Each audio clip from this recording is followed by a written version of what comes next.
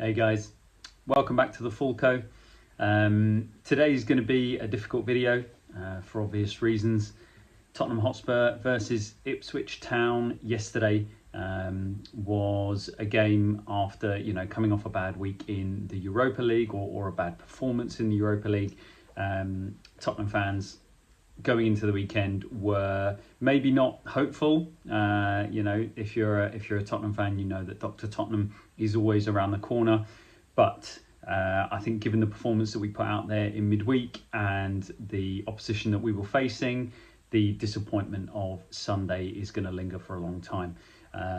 So this may be a very quick video, a bit like one of Ange's press conferences when we've taken a beating. Or it could go an hour of me just bemoaning the things that we didn't do yesterday. So I'll start the video by saying I was really looking forward to this one. There's a personal reason for it. Kieran McKenna and I did our A licenses together. We did the second part of our A licenses together. He's a lovely guy, very good footballer, as you might expect, and he was a good coach as well. So just from that point of view, I've always kind of had one eye on his career, rather jealously, and seeing his rise. But I knew from his time at Tottenham how committed he was, what a good coach he was, and it's been incredible to see what he's been able to achieve.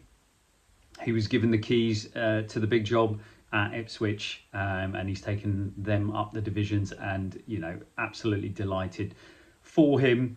And from that perspective, I was really looking forward to him coming back to Tottenham yesterday and seeing what Ipswich were going to do. I've obviously kept a little bit of an eye on Ipswich this season when they've been in the Prem as well, because it's a bit easier to watch them.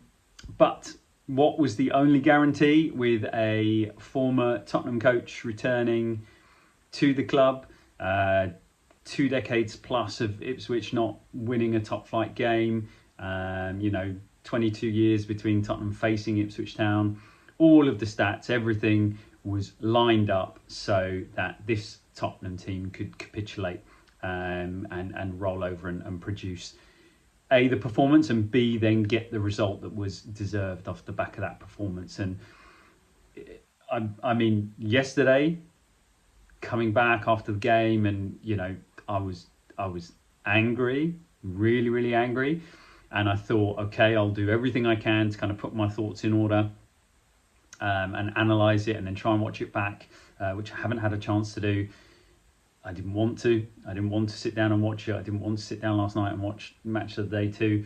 And yeah, I couldn't bring myself, after seeing that, given everything that was on the line and everything that was at stake and the week that we've had and all the talk about what we need to do as Tottenham to step forward and to step into what we want to achieve, to see that out there yesterday was really, really appalling. We were fragile.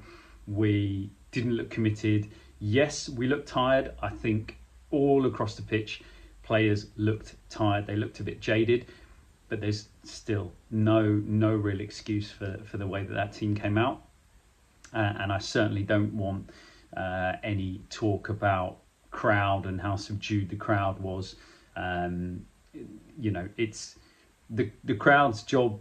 Us as fans, we're there to support, but it's not our job to put performances out. So even if the crowd are completely down and not making any noise whatsoever, you put a performance out there and then the crowd will follow, because that's your job. We pay to be there, whereas it's your job to perform on the football pitch. And the noise in the second half, when we did do something and we did start to turn the screw and we had some chances, was fantastic again, and it came back up. But then it very quickly died because we very quickly stopped doing anything of real note. We can go through it very quickly. From the first minute of the game, you could see, with hindsight now that we've lost the game, you could see that Tottenham have come out and they are not there. They're not up for it. It was, the first thing we do is we're super, super sloppy in about the first minute of the game. Radu, again, he's had a difficult game. He's not covered himself in glory.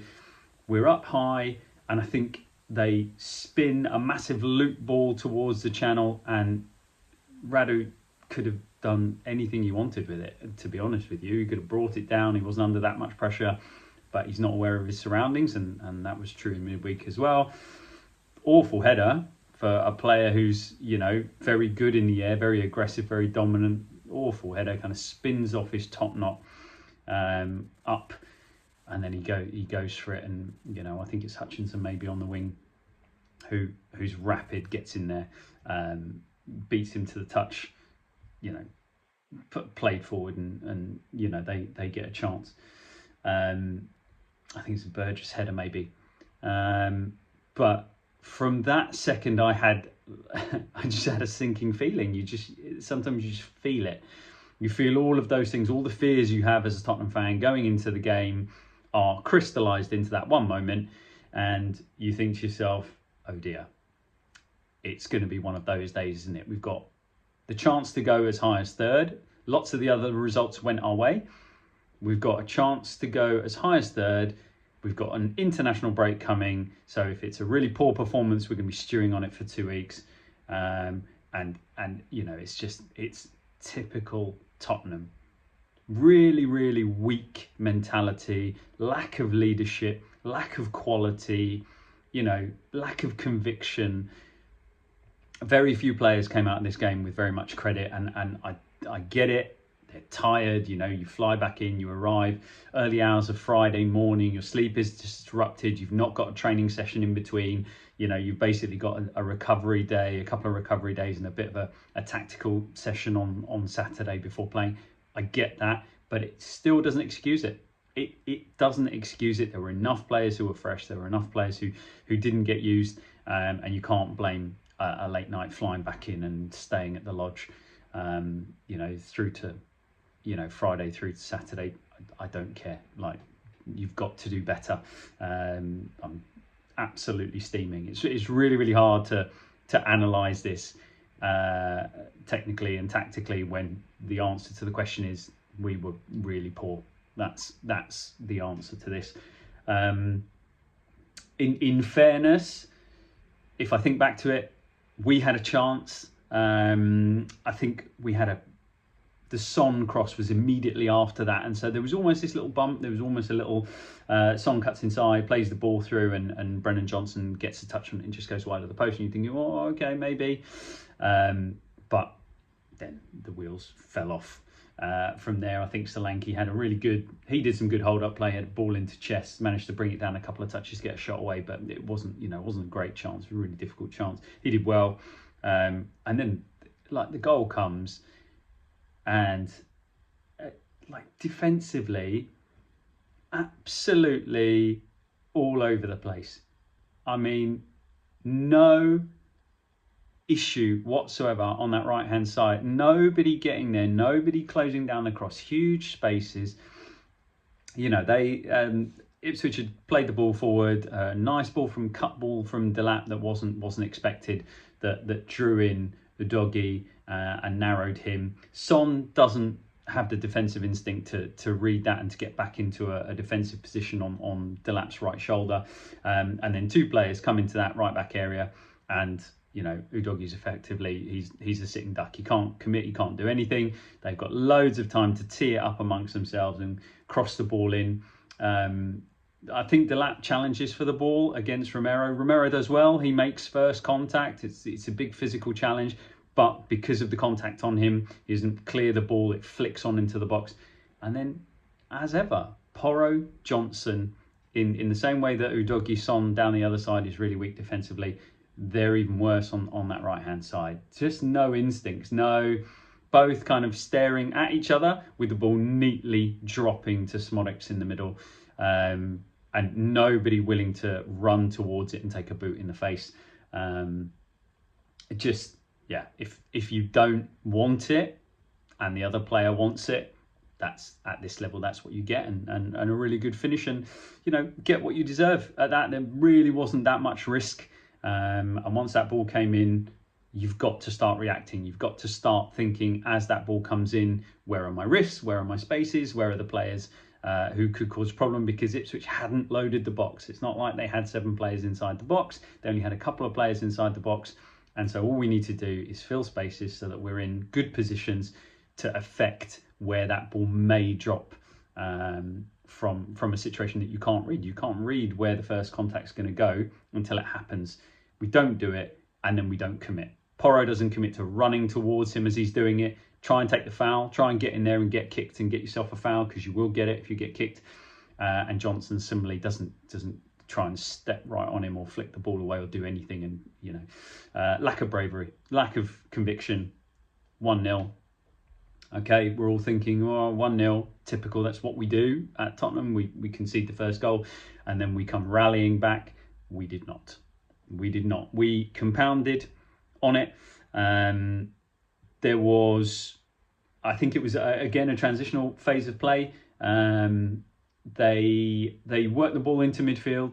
And again, if I remember this correctly, we are absolutely set. They've only got one player ahead of their midfielder who's got the ball. Now, this was a rare occasion of Lolo, who was excellent. He was our only player that came out with any credit. He was excellent throughout the game. This is the one time that he didn't manage to stop the play in the midfield significantly. But he has a few bites at him and he fouls him and he holds him up for a couple of seconds. We're so well set behind that. It is appalling to me that we still managed to concede a goal from this situation. But Ipswich, credit to them, they commit to the counter, they commit players forward, and then, you know, Romero, yeah, that was it. Romero steps out. So Romero steps out to come and engage the Ipswich player that's running into his channel, and then they just bounce it off and play it in behind him. And because he stepped out, he then can't get back. And again, he looks a little bit off his fitness, and clearly playing with a bit of an injury. He can't get back, and then they've got a very, very easy cut ball. So again, like various different things that could have been worked on. That could have been Porro's got a player going, but he could have been the one that tucked in. If Romero's going up, Porro could have pushed on and Romero could have stayed. All of these kind of things could be done different. They could have been done better, or everybody could have dropped and Romero could have just left him to that business. All of those would have been preferable given how many players we had and the fact that Ipswich were transitioning. We timed our jump wrong. They get in behind, the ball comes across. On this occasion, okay, Radu's just having that kind of a time. Vicario gets his hand to it, pushes it onto Radu's foot, and it's his standing foot, so you know he tries to lift it, and by lifting it pushes it back towards the goal line, and Delat smashes it in. Bit unlucky on that, but we don't do the first bits right. We don't do the first bits. It's from that moment in the centre circle where Lolo doesn't quite get the ball, we are passive in our defence, and then we become active at the wrong moments, and it leads to them getting in behind, just doing it all wrong. And yes, okay, ideally I would have won at that point. Lolo, bring him down. Like, you've missed, you've had 3 goes at him, I think, put him on the floor. But, you know, he was excellent throughout, and I'll let him off the one that he misses, given that we were sorted. It was on the halfway line, and we've got a full defensive unit behind us, which is rare. Normally they're chipping balls over, and we've only got 2 defenders behind. We had a full defensive unit. We were absolutely fine. We were set. We outnumbered them, and we still can't defend. Absolutely horrific. They get the goal, and kind of it also leads me to the next point, which is Sarr, who's been excellent throughout. For me, he was anonymous in terms of supporting his number 6. I felt like Bentancur was harrying and trying to plug every goal and running every blade of grass. I'd be fascinated to see percentage-wise what Sarr did in his kind of whatever it was 60 minutes on the pitch, because I watched him at times, and again it's those instincts and where you feel you should be when the opposition's got the ball. Bentancur is harrying and he's getting into pockets to affect the game, and Sarr is just jogging back. He's loping back when there were moments you could see it on that second goal particularly, there were moments where Sarr can really bust it to get back in and just sit in front of those centre halves. So again, there is a world where Sarr gets himself back in, even if Romero decides to go, Sarr just sits in the pocket. He just jumps into the pocket because Bentancur's now doubled up with Porro. Sarr just spins down into that pocket, and when they play that ball in, Sarr can really accelerate and he can provide cover. Nope, absolutely not. Doesn't think to do it. And it happened a few times, well, it happened several times throughout the game where I was looking at Sarr and thinking, he's found himself really high here. He's not putting himself in a good position. He's not supporting his number 6. And oppositions have so much space against our midfield 3, where, you know, we've got Decky as the number 10 and Sarr playing the 8 role at the minute, and I don't think he did it well in this particular game. And then Bentancur's being run ragged. Yeah, it was a really disappointing aspect for me.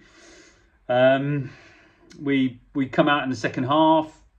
Bit of spirit, bit of aggression. We go forward. We had a Son chance, which is him cutting in and whipping a good shot, but you know, a good save, but a fairly regulation save for the goalkeeper.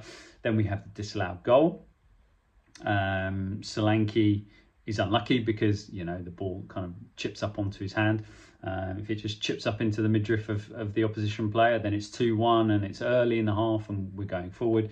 But it doesn't matter. We didn't deserve that bit of luck because we didn't play well enough.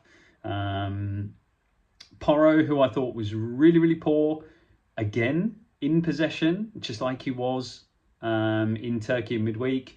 Actually, in the second half he had a couple of good moments, but still, he gave the ball away time and time again in this game. But he had some good moments. He did some good work to get us to the corner that led to Bentancur's goal. And a good delivery from that corner and a great header from Bentancur. It should also be pointed out that Bentancur was the one that got the flick on for the Solanke disallowed goal. Great header, great goal. Okay, we're back in it. We've got plenty of time. No, still don't turn the screw. We did have a chance. I think a ball fell to us. Bit of luck. Ball played forward late on, and then Solanke manages to pinch it off the defender. And yeah, I think I'd want Solanke to do a bit better in that moment, but he doesn't, and that was it. That was the end of the game. There was some added time, maybe not enough in terms of the amount of time wasted, but yeah, we didn't do enough. And just generally across the 90+ minutes, we looked as if we were lacking motivation. We were lacking conviction. And these are the same words that I'm saying again and again and again and again. So it's a recurring problem. It's a theme. There's a fragility to this Tottenham team. Again, very, very common. And it is up to the manager and it's up to the coaching staff and it's up to this group of players to figure that out. They don't look any closer to figuring it out. And if our only answer to that is personnel, got to change the personnel, then I'm afraid I don't think we're going to get where we want to go. But if that group of players and this coaching staff can figure it out, then maybe we can. But I absolutely didn't see anything that leads me to believe that we can achieve very much in the league, despite how close the league is and everybody's losing matches and dropping points, and we're not miles off it. But as we went on a run of good results and then a few blips, and then what you want from a kind of second season is you put a run together, but there's a few ups and downs because you're not quite there yet as a team, as a squad. But then you go on another run and then maybe more blips. But right now it's just, you know, it's really kind of up and down. Performances are completely erratic. There's no rhyme nor reason for whether we turn up in a game or we don't turn up in a game, and we're being punished. And you know, I don't think we can do very much in the league, certainly in terms of Champions League qualification, if we're going to play like this for very much longer. And I certainly don't see us bringing home any silverware because they are one-off games. And in a one-off game, we've absolutely shown we are not capable of showing a bit of conviction, a bit of steel, and a bit of fortitude. And so I have, you know, when things get serious, when things get later down the line, I have no confidence that this team is going to go into games and be able to win games that really matter. So hugely, as you can tell, hugely disappointed. 2 weeks of steaming and stewing on this result and where we are and what we've done to ourselves once again. And then we're back and we get to go to Man City away, and they're struggling, but there's no reason why we would go there and not help them out in their hour of need, because we seem to do it for everybody else. So yeah, pretty negative. Apologies about that. Again, I think if we look at yesterday's game, the truth of it is very, very basic stuff wasn't in play. Ipswich didn't outplay us tactically. They didn't necessarily outplay us technically. We didn't do the basics right. We didn't turn up with the right attitude. We didn't turn up with the right application. And those basic bits, if you don't get those going at the Premier League level, you're gonna lose no matter who you're playing. And this Ipswich team is actually very good. They're better than their points total. And Kieran McKenna, good luck to you, mate. I wish you all the best. Tottenham, you're killing me. Please do better. Coaching staff haven't got hold of their players for the next couple of weeks, so I don't know what's going to happen against Man City when we come back. But yeah, let's do everything we can to think about the things that are far more important than football in our lives, and ignore Tottenham for a little while, and then see what happens in a couple of weeks' time. I'll be back with maybe a video, maybe a couple of videos in between. But yeah, look after yourselves, everybody. Have as good a week as possible with Tottenham ringing it. And yeah, I'll see you in the next one. Cheers.